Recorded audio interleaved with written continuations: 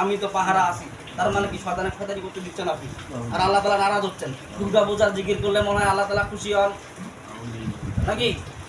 খুশি হন না তাহলে আপনি কেন পাহারা দিবেন? মানুষের দুর্গা পূজা কেন পাহারা দিবেন? আপনার ইমান কিঞ্চিত পরিমাণ ইমান থাকতে কি কখনো সে দুর্গা পূজা পাহারা দিতে পারে না? যার ভিতর ইমান, মুসলমানিত্ব দায়িত্ব।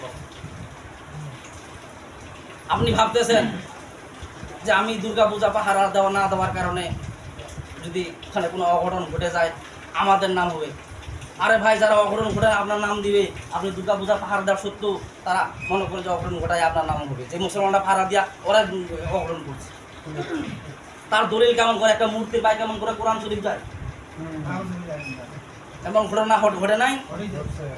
একটা মূর্তির পায়ে কোরআন শরীফ গেছে, তখন আপনার ইমান কোথায় ছিল? কিসের আপনি ইমানের দায়িত্ব পালন করেন আর কিসের বড় ইমানদার বলেন? আজ আপনার ভিতরে ইমান নাই, যার কারণে আপনি কি করেন? ওই মূর্তি পাহারা দেওয়ার যখন বলে তখনই আপনি সাথে সাথে রাজি হয়ে যান। বলে নাউজুবিল্লাহ। নাউজুবিল্লাহর আওয়াজ বেশি দূর নাই। মানে কি, কিছু লোকের ইমান আছে আর কিছু লোকের ইমান নাই।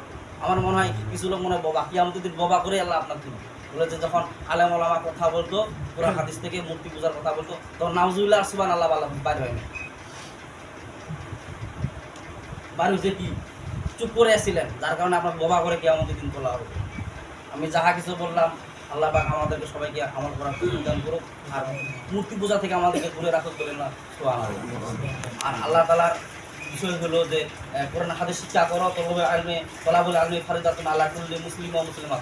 কোরআন হাদিস শিক্ষা করা প্রত্যেক নর নারীর উপর ফরজ ছিল, যার কারণে আমি ফরজে আইন না মানার কারণে আপনি ঠিকমতো নামাজ পড়তে পারেন না। কেমন করে রুকু সেজদা আবার ঠিকমতো আপনার আদায় হয় না।